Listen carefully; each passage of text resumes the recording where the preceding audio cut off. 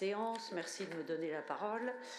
Alors écoutez, je suis un petit peu étonnée par votre remarque. Enfin, de notre côté, on peut dire qu'on est quand même, au lieu de parler de gabegie financière, assez fiers de pouvoir dire qu'on dépense 600 € par élève avec vraiment des ordinateurs de qualité dont les capacités, la mémoire a été augmentée et qui luttent de façon intensive contre la fracture numérique, de manière à ce que chaque lycéen de la région Île-de-France ait exactement les mêmes possibilités de réussite, et je pense qu'on peut en être fier.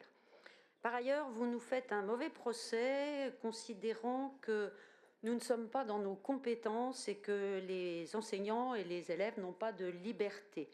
Alors, je vous précise quand même que l'Éducation nationale est totalement responsable du contenu pédagogique de ces manuels numériques qui sont créés par des inspecteurs et par des professeurs, et donc c'est quand même difficile d'imaginer que les enseignants n'aient pas confiance dans les leurs.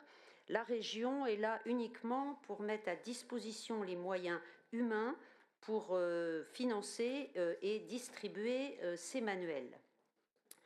Alors, contrairement à ce que vous dites, en fait, l'idée, c'est quand même de simplifier au maximum l'accès aux manuels numériques, je le disais, pour l'ensemble des élèves franciliens et des enseignants, avec la mise en place d'une seule interface, alors qu'antérieurement, il y en avait au moins 7, ce qui était beaucoup plus compliqué. Cette décision, elle a été prise en concertation avec la région académique, elle a été soutenue et louée par les chefs d'établissement, les organisations syndicales également, avec lesquelles le projet a été partagé. Alors je veux vous préciser aussi que les enseignants des lycées dits papier n'ont aucune contrainte à utiliser les méthodes numériques. Je vous rappelle que c'est une possibilité qui leur sont offerts. Ce sont des manuels libres, j'insiste sur le mot libre, numériques, qui sont en complément des manuels papier. Cette mise à disposition apporte 22 000 ressources supplémentaires, ce qui permet d'accroître au contraire la liberté pédagogique des professeurs.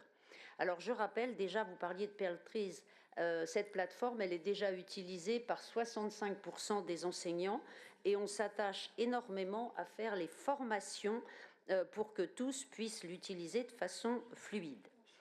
Alors, les enseignants des lycées numériques disposent non seulement de ces nouvelles ressources, mais, je le répète, continuent de choisir les manuels éditeurs qui leur conviennent, puisque la région a demandé aux maisons d'édition de convertir leurs manuels au format granulaire, justement pour garantir la liberté pédagogique.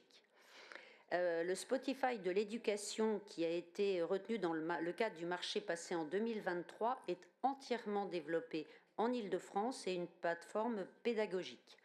Les élèves y trouvent donc des ressources éducatives, que ce soit des manuels scolaires des éditeurs, des manuels libres ou des contenus proposés par leurs enseignants, et qui pourront collaborer entre eux sous leur direction.